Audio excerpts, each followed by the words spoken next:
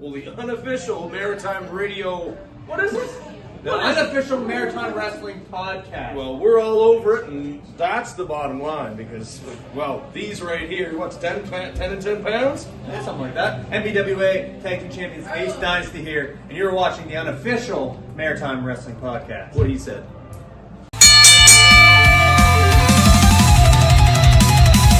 This is the Unofficial Maritime Wrestling Podcast. Feel the pain in the blast.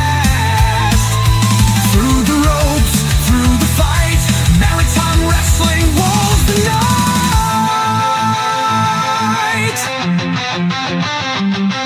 The past, the present, the future. Maritime Wrestling never dies. Hello and welcome to the Unofficial Maritime Wrestling Podcast, episode 27. Joined by two of the three Musketeers. Big Boss Corey is sick, unfortunately. Get well soon, Big Boss.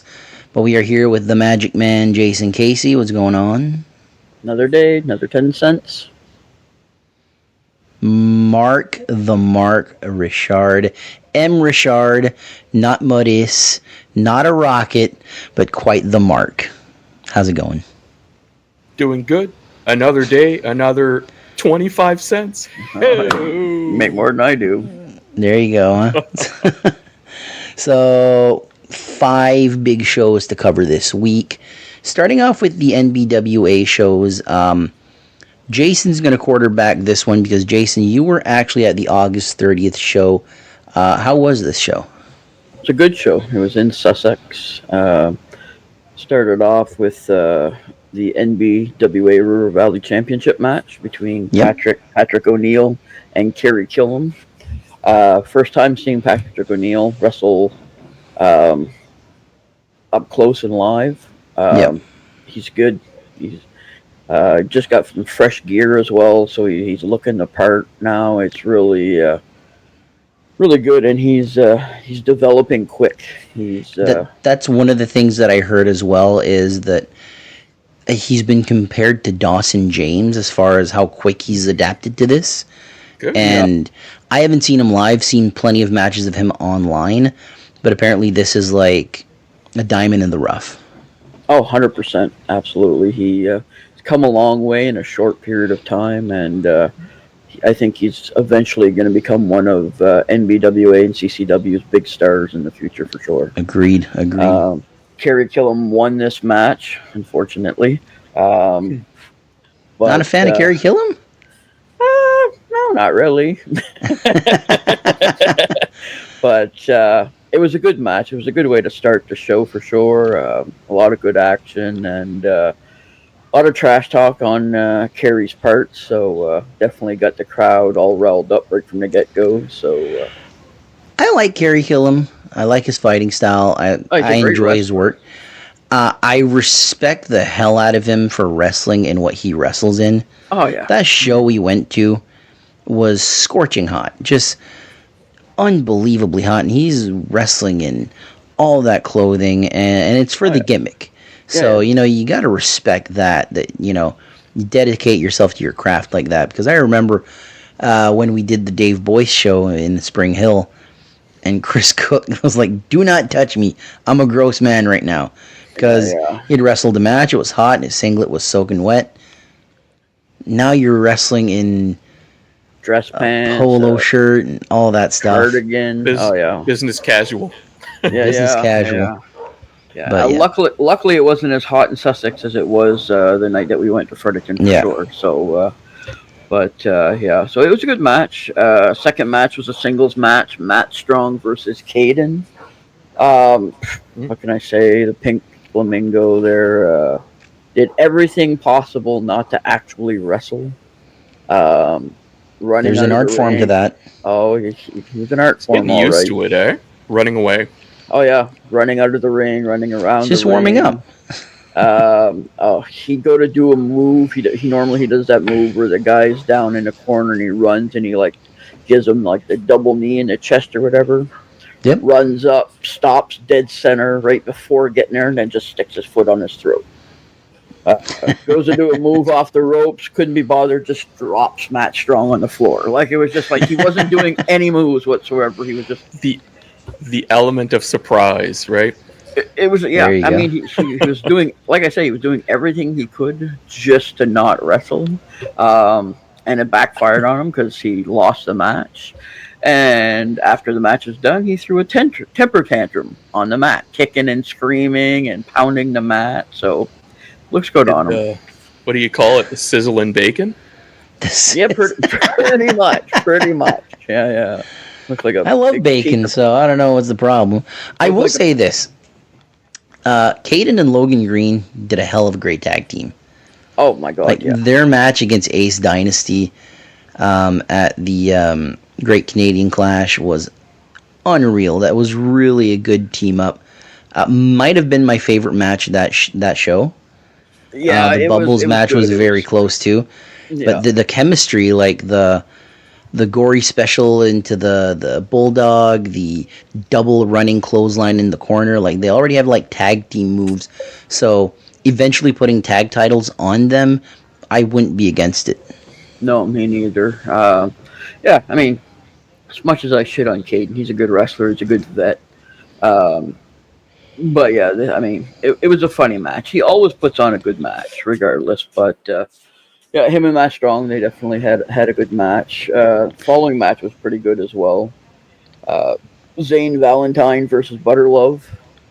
I mean, we all know what Zane's like. He comes out, we got the 110 different monikers that they're going through in the ring. I think Miss Katie went through like 15 different monikers as he's walking around the outside of the ring before they even get to his name, mouthing off to people like normal.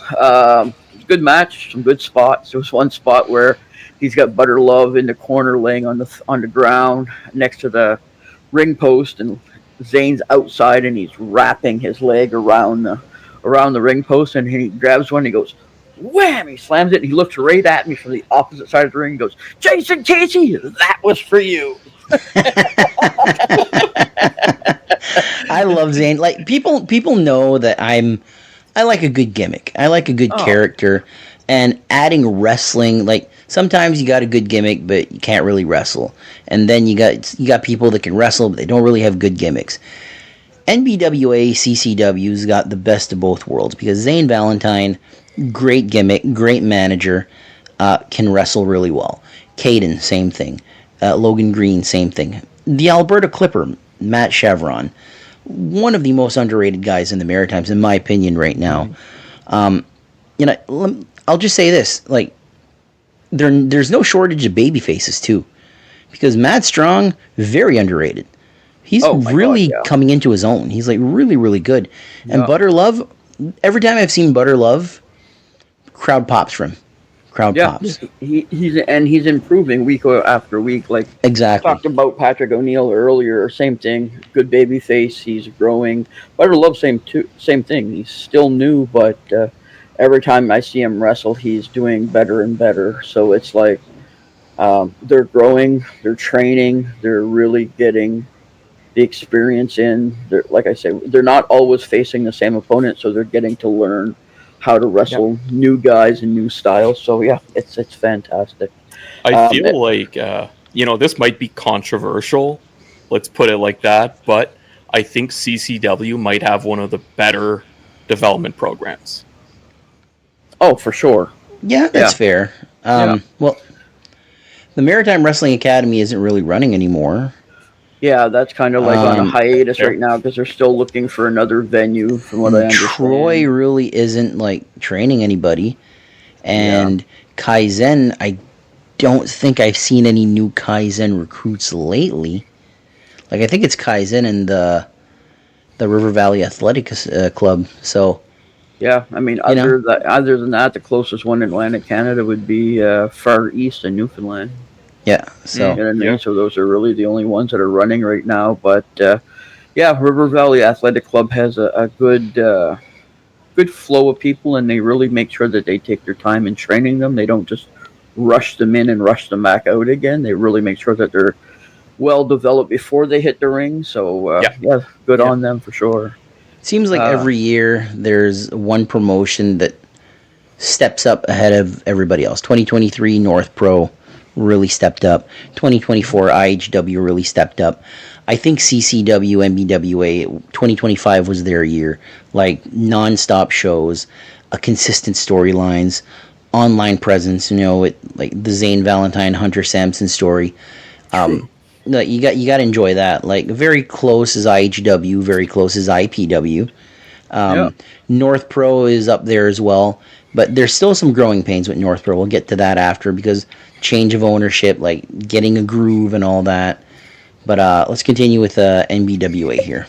Yeah, so the next match after that was the NBWA Tag Team Championship match. Crude Oil versus Ace Dynasty.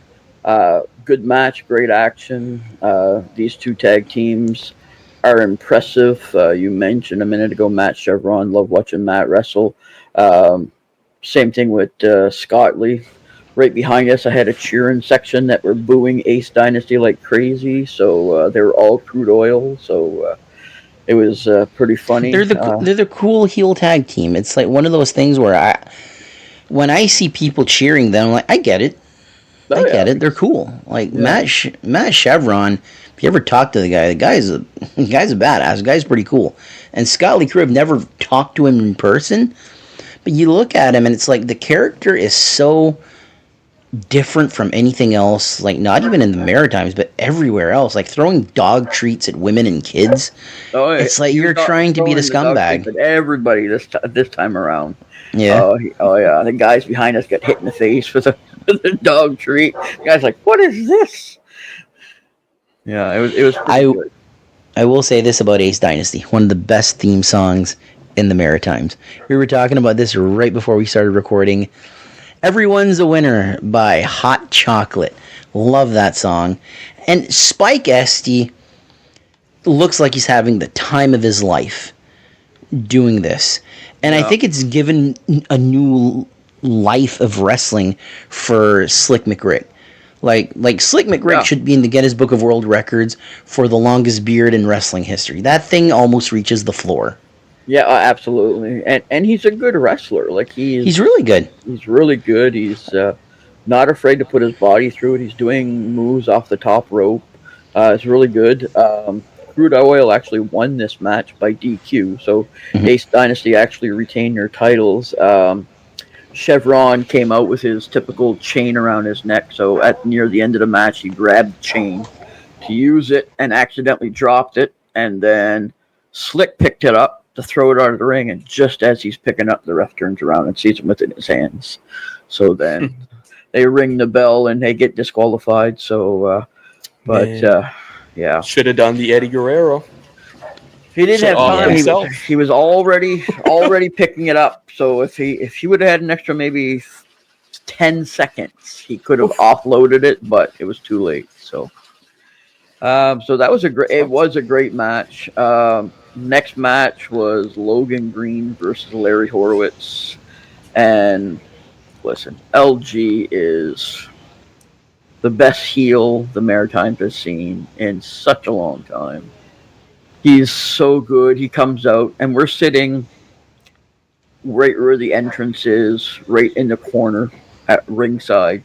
So he comes out, he's walking down, his music sings, got his arms up in the air, and he gets right in front of my sister, and my sister's booing him. He turns and he starts gyrating his hips in front of my sister. It's just funny. There was a guy in the crowd on the opposite side of us. A guy might have been in his 40s or whatever, and he was giving it to Logan. Sussex country accent, just going, what, and then a whole bunch of gibberish, and then Logan looks at him, and then he looks at the crowd, and he goes, anybody got subtitles for this guy? So it was just, it was great. Like, it was just the way Logan is, chirping the crowd, doing this for you, sweetheart, and then he goes and gives his opponent a suplex, and then he's licking his fingers and rubbing his chest, and it's Logan Green. What can you say? It was absolutely hilarious. Larry, every time he went to pull off a move, he had like a little dance move that he did before he pulled off his move. So it was a really good match. Logan Green did pull off the win on this one. His Logan Green's missile drop kick that he's doing, that he's I was just about to mention that. Oh my god, it's getting better and better. He's recently added it to his portfolio, and every time I believe see the it, first time he used it was the night we were there, right? Maybe, or because I remember talking. I believe we were talking to him after the show, and he's like, "How'd the drop kick look?" I'm like, "Fucking incredible!" And he goes, "First time trying it." Yeah. Oh, okay. Maybe it was.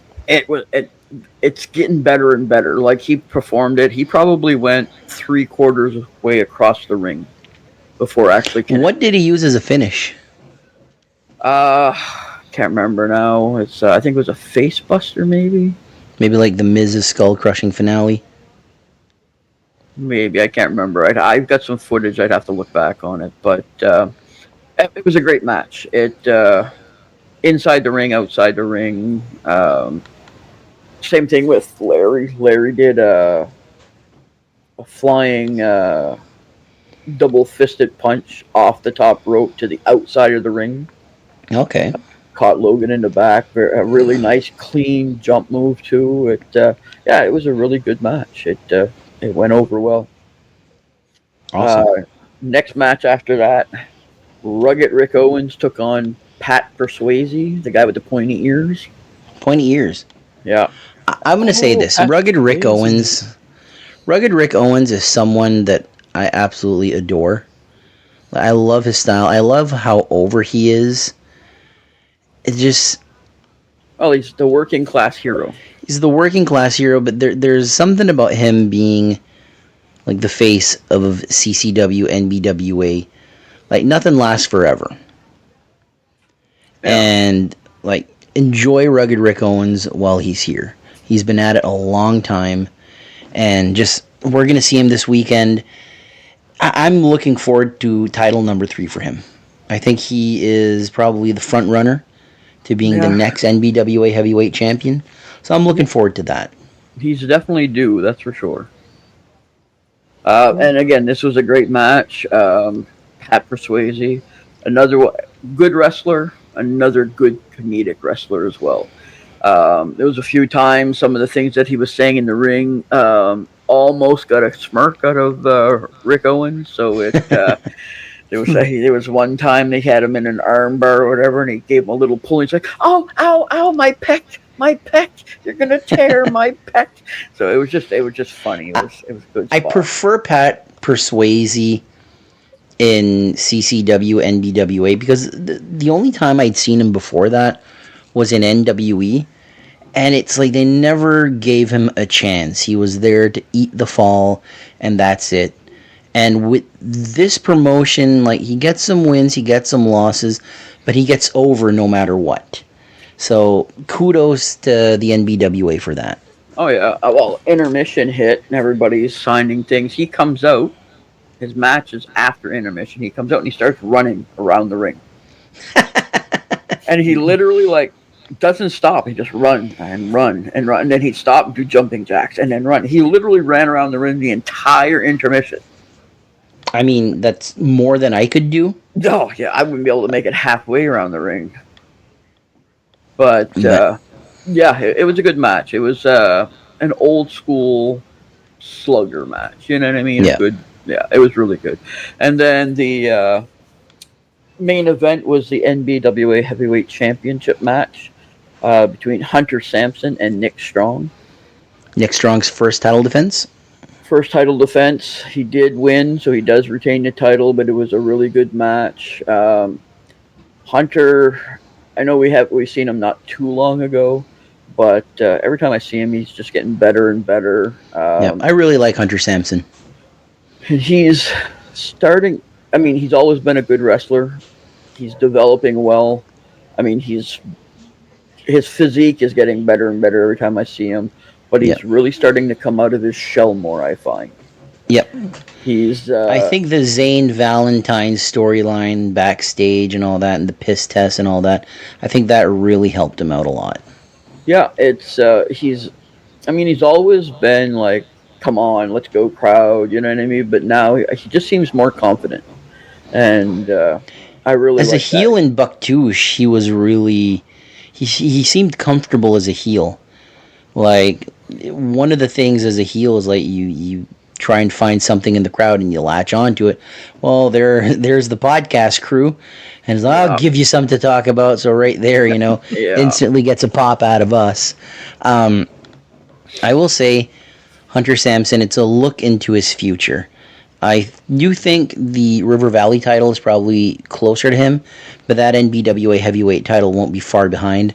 With Nick Strong, it's interesting. It's really interesting because there's so many great heels, and Nick Strong's the one you go with the title.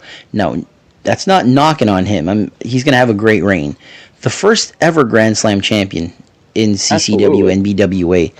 And it's like, to me, it's where does this go? Like, how does this storyline flesh out, basically? That's right. Yeah. So do we go back to Matt Strong? There's unfinished business there. Is Larry Horowitz due to a rematch? You've already faced Hunter Sampson twice. We'll get to the second one in a minute. Rick Owens could be an potential. Rick Owens. candidate. I think Rick Owens is probably the guy that takes the belt from him. I think there's at least one more Rick Owens NBWA heavyweight title match, or at least I want to see one more. Yeah, Like, absolutely. I think He needs it another helps the reign, belt. I think. Yeah. 100%. But Nick Strong, I'm excited to see where this goes, because it's like he's not a babyface, he's a heel. So it's like, this is interesting now, because the last real two heel reigns were Scott Lee Crew and Kirk Obey. And Obey's reign kind of ended pretty quick. It was only like 3 months. Like, I'm curious on how long he's going to be champion. Like, I'm sure it's not going to be a full year as champion, but if you can get a good 6 months, 7 months out of that, that's a pretty good reign. Yeah, I would say so, yeah. And I mean, it all depends on where they want to go with the storyline and what they have planned. Right now, it seems to be Hunter heavy, but who knows where it's going to go? You know what I mean? I think their storylines are developing better and better every time as the time goes on. Like we had the whole, Zane Valentine piss testing. So I think we're going to start seeing more of that kind of stuff. More like real. I'm okay with that. Real storylines amongst these guys. Versus just like only seeing the matches and the reigns take part in the ring. So I really think we're going to start to see more and more out of these guys. I'm all for it. Absolutely, same here. So the next night, I believe, there was another NBWA show, Challenge in Chipman. I'm going to go through the card real quick here for the River Valley title. Kerry Killam beat Matt Strong. Larry Horowitz beat Caden. For the NBWA tag team titles, A's Dynasty and Crude Oil went to a double DQ for this night.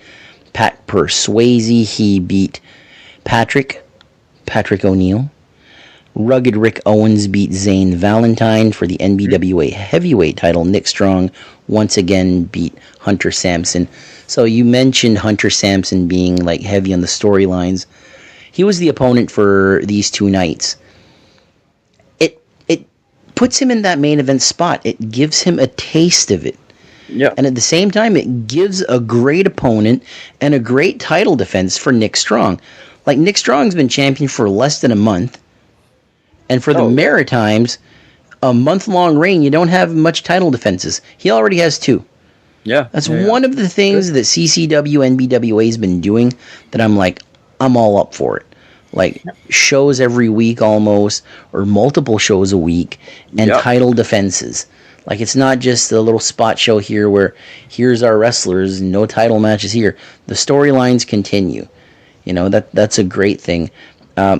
Matt Strong getting a shot at Kerry Killam. Again, like, there's a group of heels that are destined for gold. There's also a group of baby faces. I don't think they're as ready as the heels, but Matt Strong's on that. Butter Love's on that. Like, Larry Horowitz is another one. Could he win the belt back? Like, he proved that he was a draw. No, absolutely. My God. Yeah. As soon as his music hits, it's like the whole crowd goes bananas. So, You know what I mean? Like, Yeah. I think, though, like, we were just talking about Rick Owens, and I think, like, my impression of Rick Owens is he's the most natural babyface. Like, the crowd loves him. Since, like, you know, who would have been the last guy that's just so loved by the crowd? Titus. Yeah, would you say Until so? he kicked Like, Mia as a Malik. babyface? Mia Malik? Not Mia Malik. Madison Miles. My bad.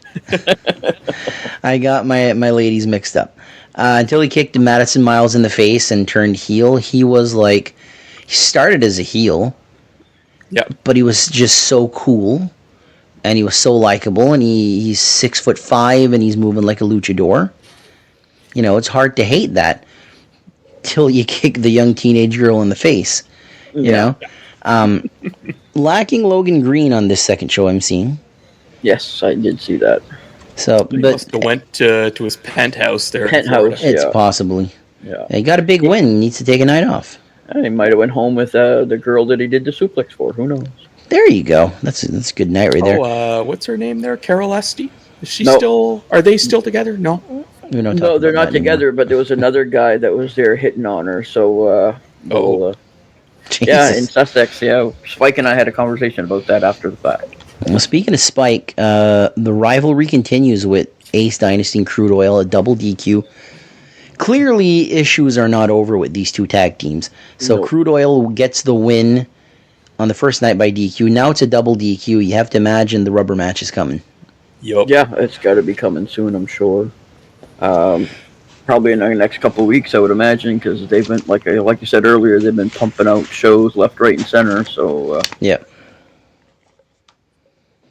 So we're going to move on to Real Action Wrestling. So they had a show this Saturday, I believe it was. So Past Riddick's... Was that? this past Saturday called Revved Up Yeah. in Digby, Nova Scotia.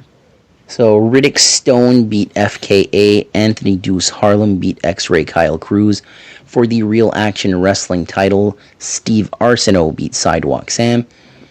And the main event saw Kyle Cruz, Sidewalk Sam, and FKA beat Faction X of Steve Arsenault, Riddick Stone, and Anthony Deuce Harlem. So the end of the six-man tag saw Arsenault accidentally hit Deuce, costing Faction X the match. So as soon as the faction starts, dissension. So Yeah. could we see Anthony Deuce Harlem decide that he doesn't want to be a part of Faction X? Could he be the next challenger for the Real Action title? That's a possibility. I mean, somebody's going to have to try and take that title off of him. Deuce has been around not that long, but long enough to really challenge for it. Yep. And his development, like I was mentioning with Hunter earlier, his development has been tenfold. From where he started to where he is now is unbelievable. His physique he's built like a tank. I'm a little And- surprised that he's been a tag team specialist. Like, he Yeah. won the the UCW tag team titles. He won the United Wrestling tag team titles, I believe, twice. Yeah. So 3 tag title reigns. Like, is he a believable second Real Action Wrestling champion? Oh, I think so for sure. Think so? I think he's due for a singles title at this point. Yeah, I agree. Yeah. Arsenault just putting in the work recently. You know, I believe this is his second or third belt. Third, I Yeah. believe. Yeah. Third, yeah. I know he's the AWA champion, so, you know, good stuff. We get to see Kyle Cruz again, legend in the Maritimes. Been wrestling since, I believe, 1999. Like, a lot of those old mainstream wrestling shows are still on YouTube, in New Scott's YouTube channel. Yeah. So we hear bar shows. The innovator of the bar show in the Maritime was the X-Ray Kyle Cruz. So go check that out. It's nice to see Riddick back as well. Absolutely. He was on hiatus for a while. It was nice to see him in the ring again. FKA posted pictures on his Facebook earlier. His physical development in the last year. My Dropped God, a lot of weight. A lot of weight. Put on some nice muscle. He's looking cut, looking great.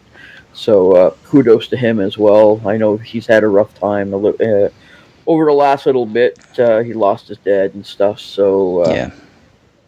But yeah, he's looking great. He's looking great in the ring as well. So yeah, it's nice to see these guys doing things on their own and getting this real action back up and running again. Yep. And Sidewalk Sam is still homeless. Moving on. All right, so next up, New Breed Wrestling had a show on, I believe, Saturday. Friday night.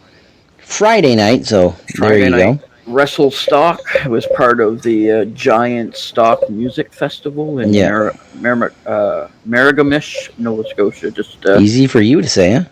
well, Glad it was you and not me. just east of New Glasgow, it was their third annual Giant Stock Festival, music festival. So this year they included some wrestling. I've seen some pictures, seen a little video. Looked like they had a fantastic time. So I was talking with some fellow employees at work today, and we're recording this on Monday, and a little bit during the weekend. So recently in St. Mary's, we had a fair, and a lot of people ask me, why isn't wrestling at the fairs? Like, you put a wrestling ring in the field, people will go. I'm like, that's a very good question. So promoters out there, next year, the St. Mary's Fair, maybe wrestling at the fair. Love to see that. Food and everything. So maybe bring in Kurgan since he's from St. Mary's. There you go. Good on Robert. So the NBW show, Rudy Lockhart beat Dawson James in the opening match. I can't think of a better opening match than this. Oh, yeah. Two of the best. Lincoln Steen. Exactly. Lincoln Steen beat Justin Newhook by dastardly means. Low blow. How dare you, Steen. Thank God those programs are free. Get well soon, Corey. For the NBW tag team titles, Rodeo Rockstars, they beat Sebi and Kobe Christ. Their reign has been... it's a gimmick that I usually don't like, but it's never been done in the Maritimes, I think. The oddball couple. Yeah. You know, so I'm really enjoying this, and I'm glad that they kept the belt. This next match, I had Jason and Mark coach me on this one. Ashley McIsaac beat Andre Petipa. Not wrestlers. You guys want to explain who this is? I think it's Andre Petipa beat Ashley McIsaac. I had it the other way around, but sure. Yeah, they're two musicians, Andre Petipa and the Giants. They're a rock band from New Glasgow. Really good music. And Ashley McIsaac is a Cape Breton fiddle player. He's been around. I used to listen to him a lot in the 90s. He's pretty much the guy that brought distortion to fiddle playing. So he's like incorporated fiddle playing to like rock punk music. So they were both in the festival, on the Giant Stock Festival, headlining the show. And yeah, so they ended up having a wrestling match. So, which is interesting. I'd lie if I'd say I knew who these people were. Unfortunately, I'm a hermit crab. I don't get out a lot. He only listens to like Taylor Swift and Jelly Roll and like Post Shaggy. Malone. Fucking, what was the other band that I said? Mashed potatoes? Chocolate? Jelly Roll. Jelly Roll, there you go. The main event that night saw Andre Myatt beat Bobby Boyette. I have to imagine Boyette was the heel here, because old school Andre Myatt, how can you hate this guy? Like, one of the all-time greats in the Maritimes. Just, yeah. I wish he would have had more opportunities. Yeah. Like, he's good. He's really fucking good. Like, I wish, all his characters were great. I remember him as the Answer. Yeah. You know, he's a former Red Rock Wrestling champion, former New Breed champion. Like, I just wish he would have got more opportunities. This main event as well had a lot of run-ins from different superstars as well. So it was like a whole... I mean, like we were mentioning earlier with the St. Mary's Fair, that's what this is. It's a pop-up show in a festival, music festival, fair. I mean, there's a lot of that happened this year, which was really cool. I hope next year it gets even bigger and better, because technically that's how wrestling started. It was Absolutely. a sideshow, circus performers, fairs. You know what I mean? That's how it started. So it's nice to see it finally going back to that as well. St. Mary's Fair 2026. Make it happen, somebody. Yeah, absolutely. Great show, New Breed Wrestling. I don't know if they have another show announced, but we'll let you know. Final show of the weekend, North Pro was it in St. John's? St. John, 506 Container Village in St. John. So VIP matches. Ever. Yeah. VIP match saw Jason Boa beat Pete LeBlanc, whichever, and Ryan Schivel in a 3-way match. Also on VIP, the NWO beat the Hateful Dead, one of my favorite tag teams right now, the Hateful Dead. Just that name alone is worth it. On the main card, young Dryce Durning gets the win over Ian Pratt and Wesley Pipes. Chantal beat Sierra Stone and Ronnie Payne. For the North Pro Championship, Giant Orion beat Dick Durning. The Hollywood Heathens, they beat Sabotage. And in the main event, number 1 contenders match for the North Pro title, Covey Christ beat Chip Chambers and Rudy Lockhart. Let's get into this card, gentlemen. Yeah. VIP match, triple threat. I think this would have been a great match.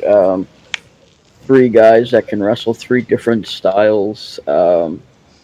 Pete LeBlanc, whoever you ask. Depends if it's Artois or not, I guess.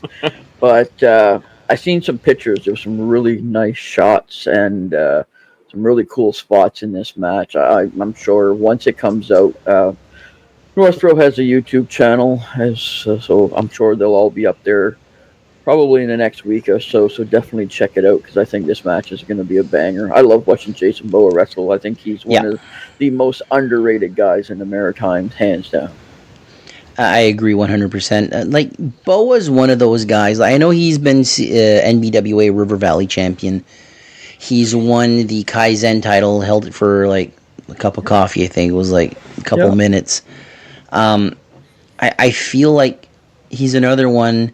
Hasn't been doing it as long as Andre Myatt, but I do feel like he's one of those guys that I wish more opportunities would be there. 100%. I know he's had a couple shots at the North Pro belt. It's not his time for that right now. But, I think his time is coming. And same for Pete LeBlanc. I think once Ryan McGrath is better, I think that's when you really push for your first tag titles. Oh, for sure. Absolutely. And Ryan Schimmel, what can you say about him? I'm shocked he hasn't won a title yet. Yeah, right? He's another one like Patrick O'Neill and Dawson James, like a duck to water. Just took to wrestling. Like, I remember the first time seeing him, like, they did the music guy wasn't doing his job, so he had no music. Red singlet, it was like, whatever. Then he wrestled. I'm like, okay, no, I'm convinced. He wasn't so generic at that moment, eh? Yeah. He comes out like long hair, a little bit of facial hair, red singlet, and like, what's special about this guy? Then he wrestled, and I'm like, well, I enjoy being wrong. Yeah, he's great, and he keeps getting better and better. Absolutely. I love his banter as well. He's not afraid to like mix it up with the crowd. And that's rare, I find, for a new wrestler. Normally, you either get really good wrestling or really good banter. And something is kind of lacking that they have to develop and build on. Schimmel's had it right from day one. So, he's grown leaps and bounds, and I love it. I agree, because like even yourself, Jason, you were at that IHW show when they announced Cody Deaner that was going to be there in September. Yeah, that particular match, he was a heel, and I enjoyed that so much because he knew exactly, like, if there's somebody looking you right in the eyes, give him hell, give him shit, like, exactly. He was doing it the whole time, and I enjoyed it. Absolutely. Yeah. The NWO and the Hateful Dead. Ghost Ricky Mortis. Sorry, choked on water there. What was I saying? I thought you were just pondering on Ricky Mortis. So the Ghost Ricky Mortis, James Manning, like that tag team. Manning is someone like you've heard Corey Robb show say how much of a fan he is of James Manning. We all are. Like the character, the gimmick, he reminds me almost like an Ox Baker type of character, like just this brute. Yeah. Like I've been listening to a lot of Death Clock lately, and they have a song called The Fan Song. And the chorus is just basically Nathan Explosion screaming, hate, hate, hate, hate. I'm like, that should be his theme song. Weren't you saying that he should have his finisher being like the heart punch? The heart punch. Call it the hate punch. Yeah. Like, I hate your heart. Let me punch it.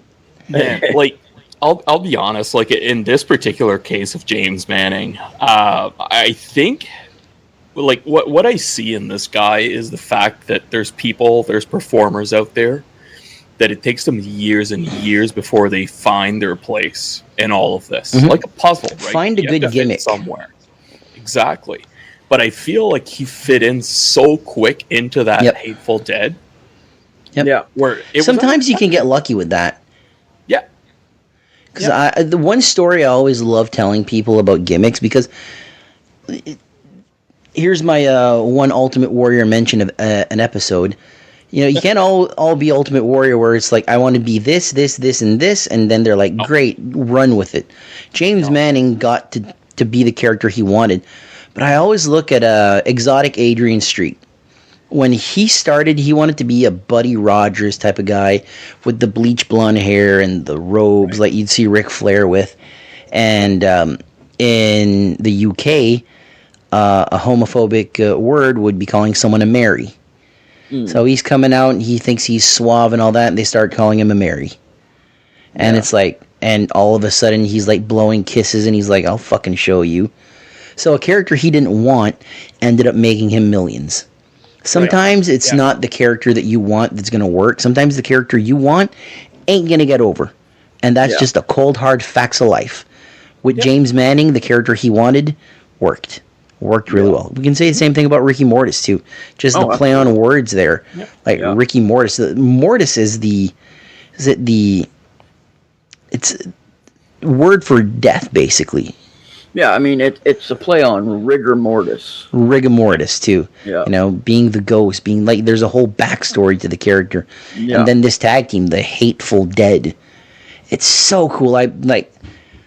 I know IHW, we interviewed Kirk Obey last week, said IHW tag titles have been made. The obvious first choice is Julian Young and Ryan Storm. The Hateful Dead need those titles right after. Like, it's just a must. 100%. 100%. And another tag team. Go for it. NWO was nothing to sneeze at either. You know what I mean? And it's Joey and Dawson, two young guys that are quickly becoming two staples of maritime wrestling. Like, once this NWO gimmick is like done, you got three guys right there that can literally be main event guys. Oh yeah, for sure. People forget Max Power was a world champion in the Maritimes. He held the Parkside Pub title. Yeah, he might have been the first champion if my memory serves me correctly. I believe he was the first champion. Possibly. We discussed that, eh? Yeah. It was a few years ago, but he's one of those guys, you know, Max Power. He's the man whose name you'd love to touch, but you mustn't touch. His name sounds good in your ear, but when you say it, you mustn't fear, because his name can be said by anyone. Oh my. You watch too much wrestling, Corey. That was The Simpsons, actually. I'm proud of that, by the way. I'm very proud of that. NWA just makes sense, and it's a good faction. I mean, right now, Moondog is on hiatus. Had a baby not too long ago. He's sticking pretty close to home. He is wrestling a little bit in Newfoundland and stuff. He's running the Far East Training Center in St. John's as well, so he is busy, but he'll be back. But yeah, I mean, the other three are holding down NWO well, and I mean, Joey and Dawson, for them, it just makes sense. Diamonds in the rough too. Yeah. I know I know Joey's the Kaizen champion. I think he's like second or third longest Kaizen champion, but the ceiling doesn't end at being the Kaizen champion. I think and I mean, destined for UCW gold, like heavyweight gold, and maybe IHW, maybe North Pro in the future. Like he literally started as a blank canvas, and we're finally seeing the product getting molded into what he's going to be. Yeah, Exactly. to me, Joey and Dawson are on the same trajectory as the Hollywood Heathens are. I agree 100%. 100%. We just saw that there's going to be a Spring Hill Bar Show on November 1st. Ethan Knight challenging Chip Chambers for the Maritime Heavyweight title. Yep. Makes sense. You got two of the absolute best in the Maritimes right now, right there. Absolutely. Like that's can't miss. That's absolutely can't miss. And in a year and a half, 2 years from now, it'll be Joey and Dawson and those things. Yep. Agreed. That's where I see the projection going anyway. Agreed. By the way, did you guys see that video that the NWO did where they had like this is paid by the NWO? I did not. Like the NWO back in the day, like WCW. Like the black and white. Cool. The following but it wasn't announcement black has and been white, paid for like- by the New World Order. Exactly, but it was the Newfoundland World Order. There. So next up, going into the main card, young Dryce Durning getting a huge win over Ian Pratt and Wesley Pipes. This kid, another diamond in the rough. Like this, he's under 10 matches. I don't think he's had 10 matches. I think this is his 7th match, I believe. Close, sorry. Yeah. And you're against a veteran of the Maritimes and Wesley Pipes, respected everywhere, one of the absolute best.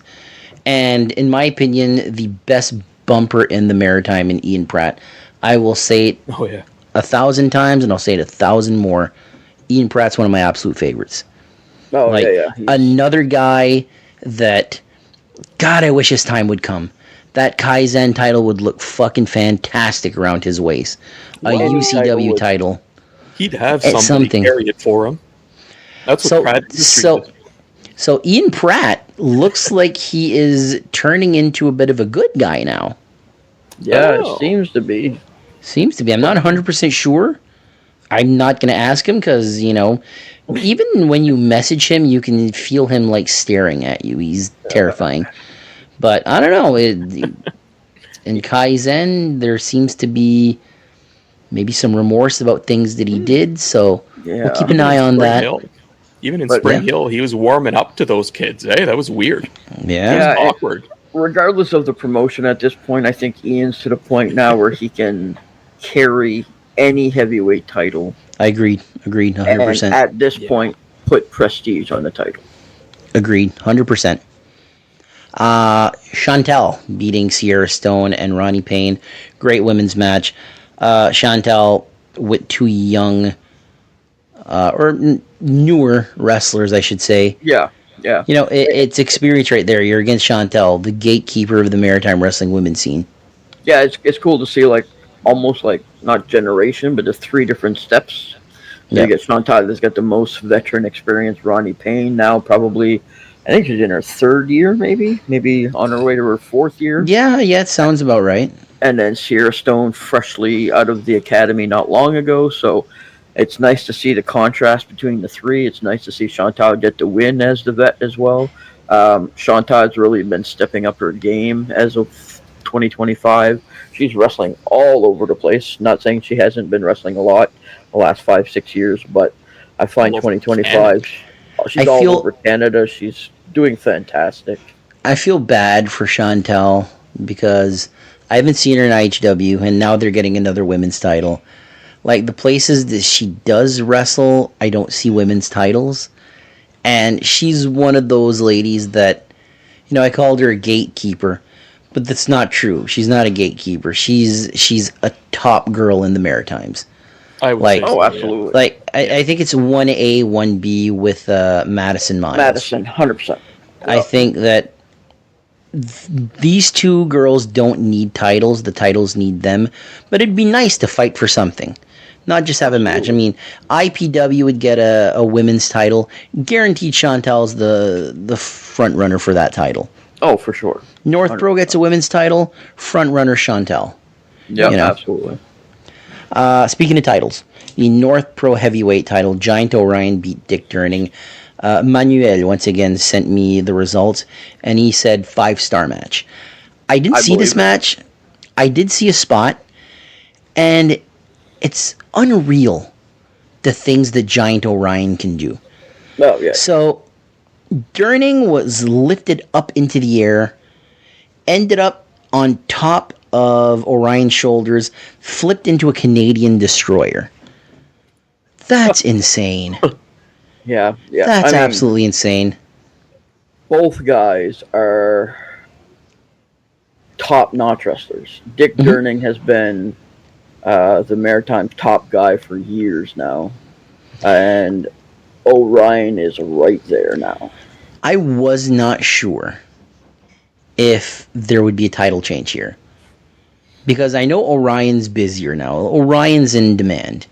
Like, there's a promotion that I watch on YouTube called Kyushu Pro Wrestling. And when Orion won Lutte Academy, that's one of the promotions that he was going to go to. He hasn't gone yet. And that was it was last year. Last year, yeah. So it's one of those things where, he's got these titles right now, but will he be able to fill in his commitments and all that? Dick Durning winning the North Pro title seems like it's something that would make sense because he never really lost it. He was the face of the old era of North Pro. But also there's Rudy Lockhart, who won the title and immediately had to face the Giant. With this match, there was some interference. Orion gets the win. Intermission happened after that, and we had 2 matches after that. And once again, Manuel said 5-star matches. The Hollywood Heathens continue their rivalry with Sabotage. Hollywood Heathens get the win. They have teased. I have been talking about this since the Marcus Burke days. They have teased, finally, on camera, tag team titles. Yeah. The Hollywood Heathens have said, where's our tag titles? We're undefeated in North Pro. They're finally teasing titles. I'm hoping they're on their way. These 2 teams in a ladder match to crown the first ever North Pro Tag Team Champions. Doesn't matter who wins. Does not matter who wins. No, you're getting a solid champion right off the get-go. Yeah, 100%. Yeah. The main event saw a number 1 contenders match where Covey Christ beat Chip Chambers and Rudy Lockhart. So Covey was sort of due a rematch because he was the downtown champion. Right. And it was a 3-way match, and I believe he did not get pinned. So he was like, I didn't really get pinned. 4-way, right? It's a 4-way, so... Yeah. Yeah. So regardless, he lost and didn't get pinned. He lost and he didn't get pinned. So he was due a rematch. You add Chip Chambers in there, like one of the probably wrestler of the year in my opinion so far. Hands like down. Discussions. Yeah. And then you got Rudy Lockhart, who's also due a rematch. But we've been talking about like the growing pains of North Pro. Find that they are a little heavy on the 3-way matches. I could do with a little less 3-way matches. Right now, it's like trying to get as many people on the cards. That's what I'm guessing. But for this match, we finally got a storyline. And I know the Moncton show that happened not too long ago, they were doing storylines and they were like advancing storylines. With this one, we finally have a number 1 contender. We have Covey Christ that's going to challenge Giant Orion. Yeah. So thoughts on this? I think it's going to be great. Whether Covey wins or not, that's going to be a total different question. We'll have to wait and see. I'm assuming this is probably going to go on their September 19th show at the Titan Boar they announced, so I would imagine that's... I don't know if it'll happen there, because why crown a number one contender for the championship in St. John and not do the match in St. John? Because I believe they're done for the season in St. John. Really? Okay, I did not know that. I think Area 506 Container Village closes a certain time in the fall. Yeah. And then they reopen again. But I do believe that they tease possibly having. So North Pro wrestled there twice this year. And Aereo 506 teased earlier today or yesterday that they'd like to have North Pro there for a triple header next year. So three shows in St. John next year. So yeah, probably the 19th we're going to see that match, September 19th. Working again. No, yeah, of course. Of course. Just they can do it on...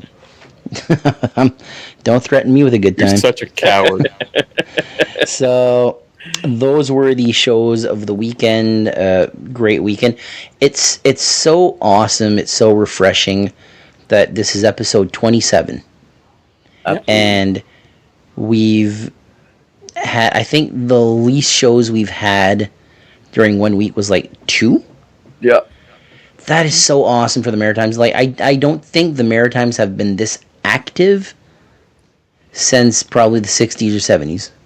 Yeah. Maybe the 80s. I keep a list of all the shows, so next week I'll put it in on episode 28. How many shows from January 1st until episode 28 has gone through the Maritimes, and I'm pretty sure we're over 100 at this point.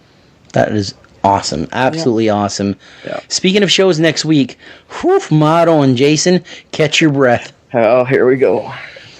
All right, so starting on September 5th, which is Friday night, IHW Wild and Free in Petitcodiac.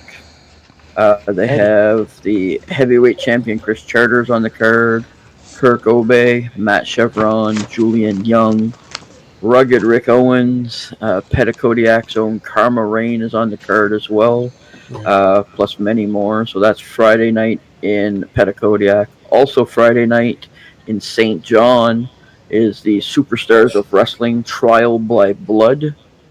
They've announced a few matches. Giant Orion is taking on Dick Durning, so North Pro rematch there. By the That's sound one of to things. watch. Chantal is taking on Sierra Stone. Speaking of rematch, Dryce Durning is taking on Rudy Lockhart. Also on the card, the Superstars of Wrestling and AIWF Canadian Champion Wesley Pipes will be there. Hollywood Heathens will be there, and many more. So that's also Friday night. Saturday, Dave Boyce Championship Wrestling Ambush. DBC Dub. DBC Dub. Dalhousie University. They have the Maritime Heavyweight Champion Triple Threat match. So Chip Chambers versus Dick Durning versus Hollywood Cole. This is going to be an amazing match. Banger alert. Banger alert. Yeah, absolutely. Ronnie Payne is taking on Pro Wrestling Ontario's Crystal Moon. Oh. We've seen her before. We have, yeah. Yeah, they're showing up at this show, eh? Yeah. Singles match as well. JP Sims is taking on Evan Greenaway. He was good. That'll be a Loved good match. seeing that guy. Yeah. Also in the card, Johnny DeLuca will be there. Rudy Lockhart, Jonathan Cross, Ethan Knight, even Dryce Durning will be there as well. So it's going to be Hell a of a great card. Yeah, absolutely. Man, Jonathan Cross, eh? That's like the one guy that I'd like to see come to Moncton for like a North Pro show. Or like, yeah. I think he'd fit in. He's due. I think North Pro would be a great fit for him. Absolutely. I think he can make IHW work too. Like he's just got a hybrid gimmick. Like it's a very likable gimmick. I'd love to see Jonathan Cross against Dick Durning. I think that. Yeah, something like that. Oh yeah. I think what happens is at IHW right now, there's so many shoulders rubbing. Like it's a packed like upper card where you have like Colby Christ, Chris Charters, Chip Chambers, like so many guys up there. Like, man, it's packed. And I think Jonathan Cross is one of those guys that needs to be in the mix, like the upper card mix. So it's tough to slot him in somewhere that he's never been, and having like 4 or 5 guys right now like looking for a title shot, and somehow slot him in, right? I've mentioned that on WWE programming, where it's so top heavy that some guys, it's like the CCW thing, where there's like 4 or 5 different heels that should hold gold. Yep. Who gets left behind? Yeah. Like, unless you do hot potatoes, like right now you look at LA Knight in the WWE and it's like he should be world champion by now. And it's not looking like it's going to happen, but he's so over that how can you not put the world title? But Cody Rhodes got 1 belt, Rollins has the other, Punk is in the mix. What are you going to do? John Cena. Yeah. So also on September 6th, next Saturday, is Kaizen Pro Wrestling 6th anniversary party. Very nice. Alderney Landing. Joey. So the Kaizen Championship match is going to be Joey is taking on Bobby Boyette. So that'll be a great match. There's going to be a grudge match. Ian Pratt is taking on Ryan Schimmel. That'll be a good match. That could be a culmination of a storyline and the beginning of a new one. Speaking of storylines, the Destruction of DDT is a Falls Count Anywhere match between Sebi, Daniel Wall, and Ryan Cleary. So we'll see what happens. I'm a little sad that DDT is splitting up. Yeah. Singles match, Dawson James versus Benoit Gravel. That should be a banger. Absolutely. And intergender match, Kobe Christ versus Mia Malik. She's Return of returning to Mia action. Malik. Pokemon people unite. Mia's back. Also, next Saturday, IPW Game Over in Charlottetown. Who's going there? I'm not sure. I'm not going to go through any of the matches because at 9 o'clock, you guys will hear interview we did with IPW. So you guys will have a full rundown of all the matches and what to expect. Yep. We're scared of heights, eh? I don't know if we'll make it. Scared of heights. Close your Bridge. eyes. It's the bridge, man. Is that so? Jason, you said that your sister Charlotte and Dwayne are going.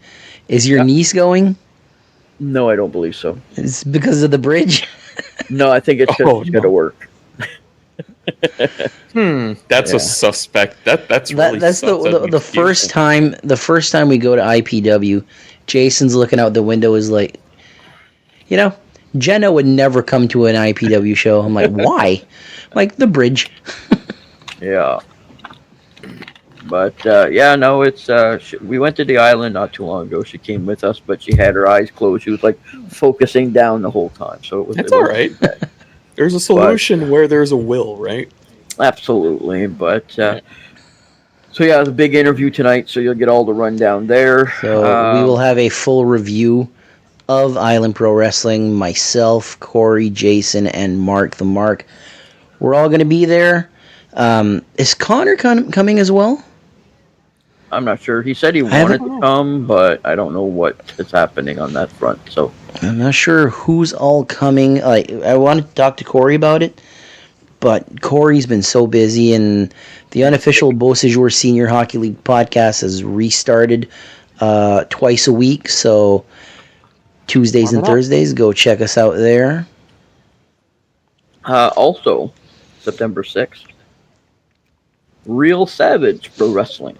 I was wondering when their next show is going to be. Real Savage is probably the top of the list of shows that I want to see before the year ends.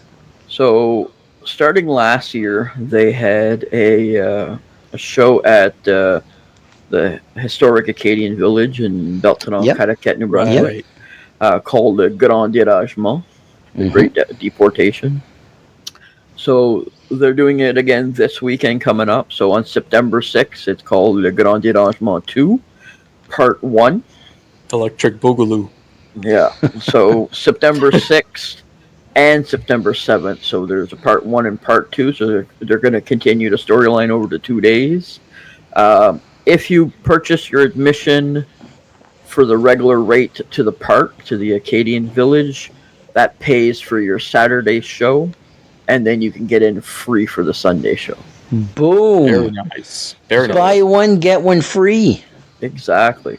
So that's Real Savage, September 6th and 7th. Also on the 7th Dave Boyce Championship Wrestling again. BBC Dub. BBC Dub. Are going to be in Mount Uniac. The only match. Greatest name. The only match that has been announced so far for that show is Dick and Dryce Durning are taking on the Hollywood Heathens in a tag team match. Oh my God! Shut up and take my money. Absolutely. Also on the Like, card. that's such great experience for Dryce. Oh, yeah. Teaming with his dad with two of the best heels in the Maritimes right now. Yeah, it's going to be. Like, he'll learn more on that one match than he will, like, not wrestling them. If this was a parent podcast, we'd be like, is Dick Durning a good parent? He's a great parent. He's teaching his kid how to wrestle. Absolutely. Yeah. This is what we're talking about. And he's an amazing parent, and I fucking love him for it. I wish he was my dad. I wish he was my dad, too. I'll take him as a brother. Imagine that. Imagine if I would have been Dick Durning's son. They would have called me Dick Vautour. You mean the other way around? You mean Corey Durning? Call you a little Dick. No, Dick Vautour. Little Willie Dick Durning. Vautour. Little Dick Vautour. That's my name. Little Willie Durning. Richard Durning. Richard Vautour. William Durning. All right. Is that the end of the shows for the weekend? Nope. So, also on the DBCW card, Chip Chambers will be there. Rudy Lockhart, Ronnie Payne, Jonathan Cross, JP Sims, and more. And there's also one more show on September 7th, Lit Prestige. Ooh. Brawl at the Fair. Whoa! Is this? There you go. Close They're to gonna be- Alma Hall. Not, and they're in Charlotte this time around. That's close to Assholeville, right? Not Somewhere far. up there. It's Bowling not Green's going to far. be there for sure. Mark is on tonight. Yeah. I think somebody hiccuped. It's called Charlotte. I think they missed the TTE at the end. They can't even spell Charlotte right. So on this card, it's the NBWA Heavyweight Champion Nick Strong, Luke Prestige Champion, Hunter Sampson, Rugged Rick Owens, Logan Green, Patrick O'Neill, Matt Chevron, Zane Valentine, Stormy Hale, Butter Love, and many more. So it's I think we got 7 shows this weekend. 7 shows. So there's all kinds of wrestling to be had this weekend for sure. So we'll have What to a wait and packed see. weekend, eh? Oh, it's crazy, eh? like it's even just- because we were talking about it, how CCW, NWA, like how many shows they have, like in the in the like for the year, basically, like since the year started, how many shows they've had. yeah, And well, they'd be at like how many? They're past 40, right? they got to be Can close. you guys to hear it. me? Yeah. I think I was looking at it. Was it yesterday or the day before? Mhm. When we interviewed Kirk Obey, he was hoping to have 20 shows for the season. I Yeah. think they're going to finish at 17 for the entire season. Just since June, CCW and BWA Lit Prestige, I think they're at 23. Wow. So That's crazy. already they're the number one promotion in the Maritimes with the most shows. And like I say, that's just from June to now. So Yeah. you know what I mean? It's crazy. They're gonna finish well over 40 or 50, I'm sure. Oh, So I do apologize. Don't know what happened. StreamYard just absolutely crashed on me. So I'm we're back. doing missed. We didn't even miss you, so I don't know what you're talking about. There you go. We're doing fine. So- Corey. Our fan question of the week. Comes from a gentleman by the name of Anthony Taylor out of Clearwater, Florida. Florida boy, okay. I'm assuming it's probably because we talk about August Artois from the same area. So Okay. I'm assuming you're an August Artois fan. If you are, I pity you. But anyway. Maybe kicked him in the one of the shins best last ever. time What are you he's talking seen him or about? something. But his question is, if the Maritimes had a Pro Wrestling Hall of Fame, who would be your first 5 inductees? That's a So loaded question, eh? it's a loaded question, but it's a pretty simple one too. Like Yeah. I would not go and put guys from the 90s and 2000 Nope. in before the guys from the 60s. So my list would go number 1, Emile Dupree. Yep. The father of maritime wrestling, started Atlantic Grand Prix Wrestling. Right behind him, Al Zink. Had the first NWA territory in the Maritimes, had international wrestling, an absolute legend. We lost him just a few years ago, along as well as Emile Dupree. 3, have to go with the Maritime Hulk Hogan, Leo Burke. Leo Burke is... I saw this weird fact on Facebook this week, or last week actually. Did you guys know that Leo Burke has the record for most matches ever competed in Canada with over 3,000 matches? I saw that, yeah. I think it was, 3,300 and something? Yeah, crazy. Like, there are some wrestlers, I'm sure there are some missing, but you look at, main event draws, like The Ultimate Warrior. Warrior didn't even have 1,000 matches. He was close to 1,000. It was 900 something. So Leo wrestled a lot. So Leo is my third pick. 4th, Killer Carl Krupp, one of the absolute best heels ever in the Maritimes. If you mention wrestling to people that aren't even wrestling fans, they go, "Da Claw, Da Claw." So Killer Carl Krupp had an impact on non-wrestling fans too. And very similar to Killer... Oh, sorry. Doesn't he have the most European titles in the Maritimes? Well, I think he's held here's up the the most, thing. The European title was a belt that... I don't know if he made it. The belt was... You couldn't use the belt nowadays. I'll just say that. Mm-hmm. It had some Nazi paraphernalia on it, and because he was a German Nazi. But Emile, the story is, and don't quote me on this. This is stories that I've heard. I heard that Emile was very cheap and just wouldn't buy belts until he finally caved and bought belts. But whatever belts were around that he could use, he'd use.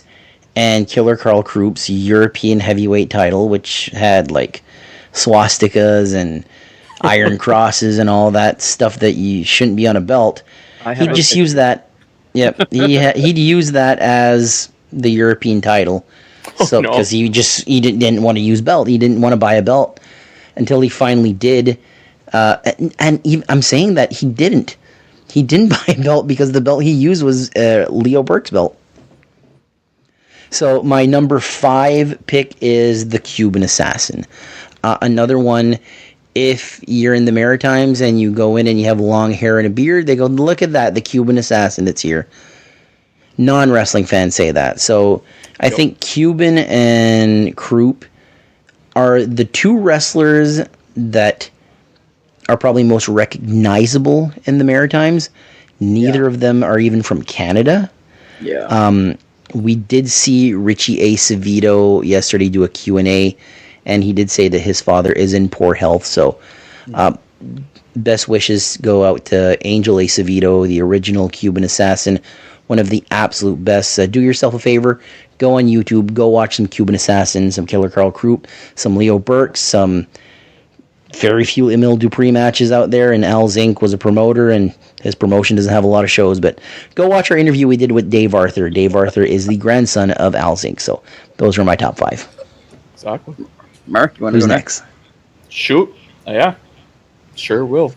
So, basically, the way that I've done it is a little bit different than Corey's. I do believe that while, yes, the old classic era wrestlers do absolutely need to be recognized, as they are the ones that built what we see today, right?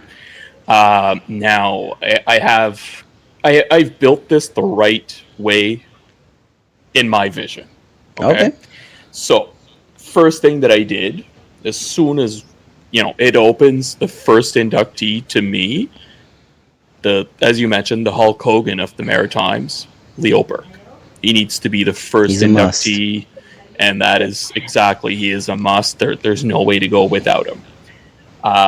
Then after the number 1 heel, or the number 1 face, baby face, I would go with a heel in the Hall of Fame, which would be the Cuban Assassin. I absolutely think he does belong. I think everybody, as you mentioned, even outside of watching wrestling, there have been references of the Cuban Assassin.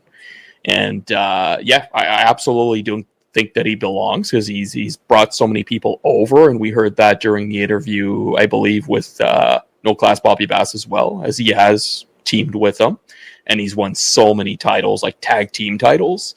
Absolutely. You know, I don't even know if he's won any singles titles. I'm not even aware, but they're all tag team titles, and there's numerous ones. So the Cuban Assassin was literally a tag team specialist. He's held at least 7 or 8 Atlantic Grand Prix Wrestling North American / international / continental tag team titles. It depends of the year. It was the same belts, but they could change the name as they saw fit. Stampede International Tag Team Champions. I believe he held them like 10 times. In Puerto Rico, he was a tag team champion. Never got the honor of being a singles champion. And to me, that kind of makes the Cuban Assassin even more special. Because it's the Freddie Sweet Tan gimmick for Grand Prix. Freddie Sweet Tan was the international tag team champion like 10 times in international wrestling. Held tag titles in Stampede as well, and in Western State Wrestling, and this place and that place, and then unfortunately passed away. But basically, the role that Freddie Sweet Tan had in international was the tag team specialist. Didn't matter who the partner was, but he was the tag team champion every year. And that was the Cuban Assassin in Atlantic Grand Prix Wrestling. Yeah, exactly. So absolutely does require to be recognized. And again, I hope well wishes to him. My apologies to his son. Absolutely. But third, so the way that I see it is this is when you have like your builder kind of, they usually call it wings, but if it's just starting off, you just want your first builder in there. And I think this spot, no doubt, is taken by Emil Dupree. He is what made wrestling what it was in the 80s, maybe even earlier. Brought in amazing talent to the Maritimes near Moncton.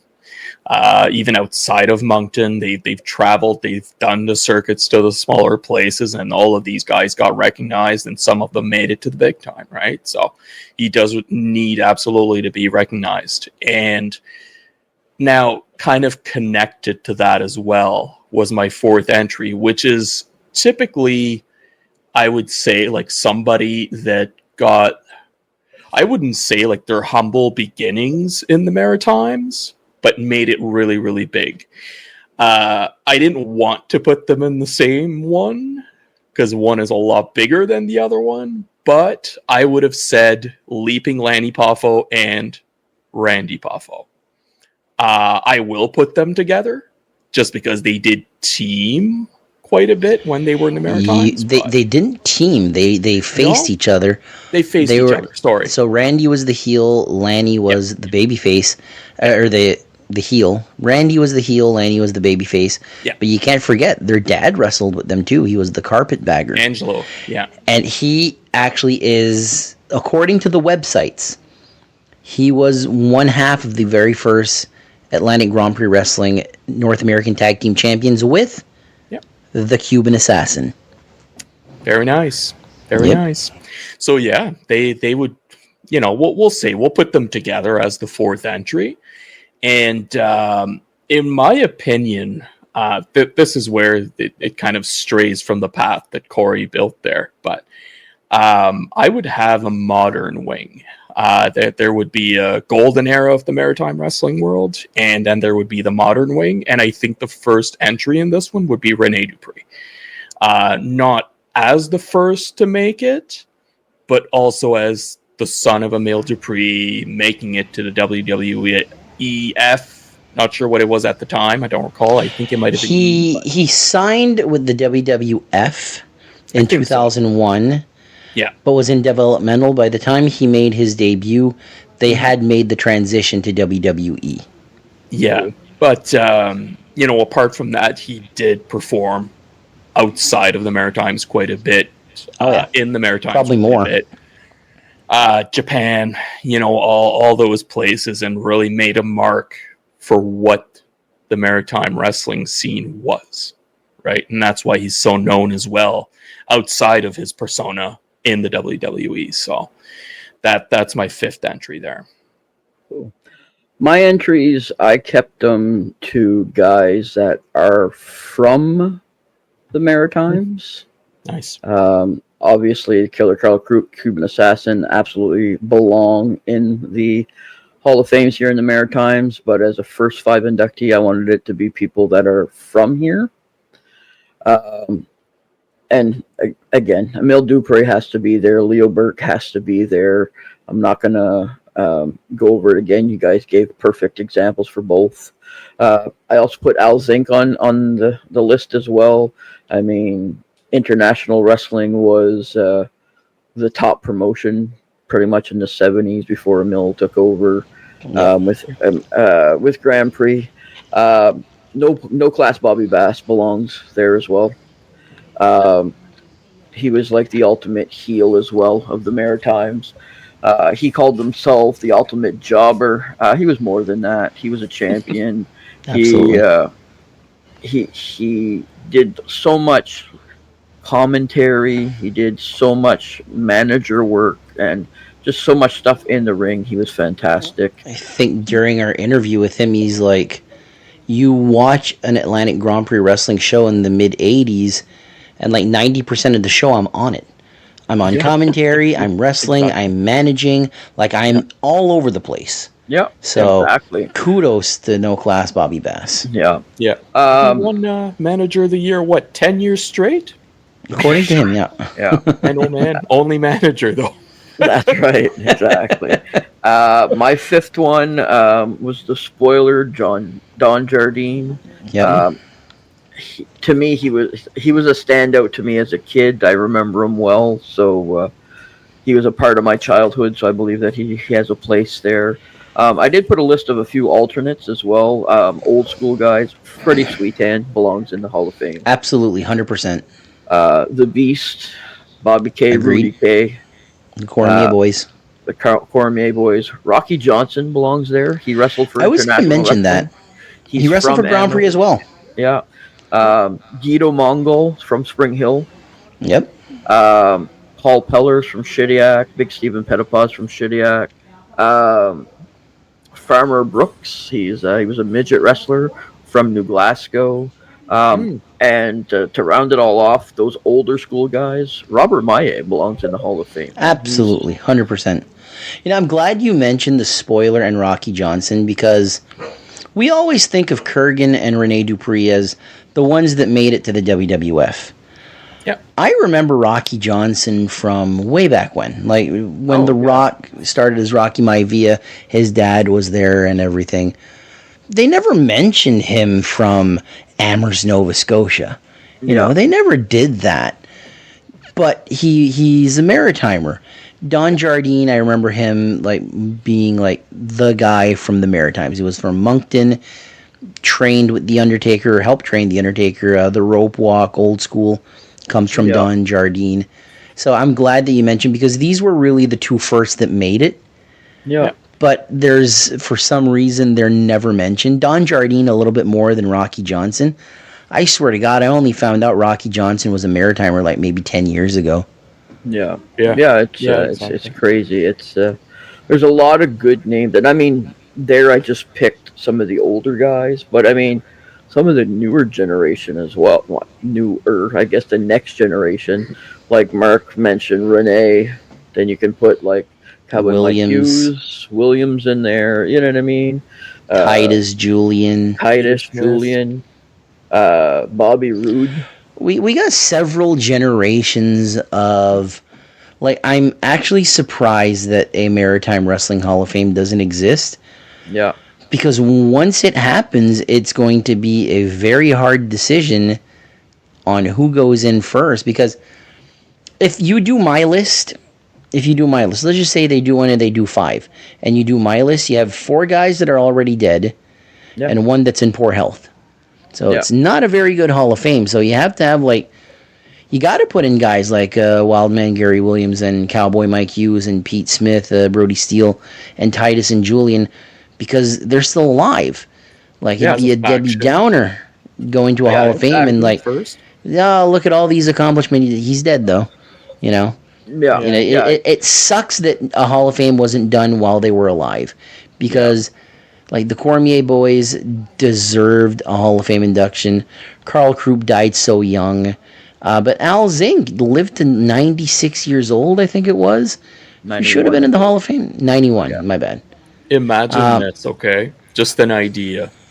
If Rocky Johnson was to be inducted, but his son would be the one to receive the induction. I think Wrestling WWE would. Maris. Well, I think he'd do it for his dad. Yeah. I think the WWE would allow it, but is the Maritimes too small for Mr. Dwayne Johnson? You don't know until you ask. It's one of those things like the only person to do the induction would be Dwayne Johnson, and I guarantee you he'd just send in a video message. Even if it was just that, you know. I mean, I think it'd be nice. He'd appreciate it because let's face it, his dad's the one that got him into the business. Wow, we need to get a committee. We need to get a committee together and start a Maritime Wrestling Hall of Fame. We do. Yeah, it's why something not? that needs to be worked on. Yeah. Get some of the promoters together and figure some way. I mean, I don't think us running it would work because we're not in the wrestling business, but helping out is something that we'd be more than willing to do. Absolutely. If there was like an unofficial Maritime Wrestling Podcast Awards, then absolutely we'll just, we'll do it on a Hilroy page there. But that's I kind of don't want to do our own Hall of Fame because I feel like it's too much of it's too big of a responsibility for us. It would have to be done through a committee. You would have to. I wouldn't mind sitting on that committee. Same, but it would have to be done in a committee. You'd have to have like 3 or 4 promoters, maybe 3 or 4 like performers as well. I think Dave Boyce would be perfect for like the head of the committee. I was just about to say that. Yeah, I think Dave Boyce is one of the smartest guys in the Maritimes, and I think he 100% gets that. Yeah, but and I mean, you can't do it alone. You need a team behind you. Yeah. Especially with his involvement in the Cauliflower Alley Club and stuff. So I think he knows the ins and outs of the whole thing. I think he'd be a perfect president of the committee. But there you go. Who knows? Maybe someday. If you're listening to this, Dave, if you want to help get it off, give us a call. So with that being said, anything else, boys? What else do we have? Oh, we have our intro. Yes, Everyone's a winner. That's Ace, right. Dynasty, Slick McRick, and the one Spike Esty. Thank you very much. The current NBWA Tag Team Champions. And also, they did our intro. They're Connor's favorite tag team right now. Absolutely. Can you blame him? And just to clarify, McGrick, it's the Unofficial Maritime Wrestling Podcast, not radio show. Radio show. I love Slick McRick. He can say what he wants. So that's the end of the Unofficial Maritime Wrestling radio show. We will see you next week. Take care, everybody. Peace. Thanks for listening to this week's episode. Don't forget to like, subscribe, and remember to catch us here every Wednesday for a new episode. Please visit us on Facebook, Instagram, and more. Links are in the description. See you next time. Don't miss out and don't be late. Hear wrestling talk that's first rate. Wednesday nights at 6 o'clock.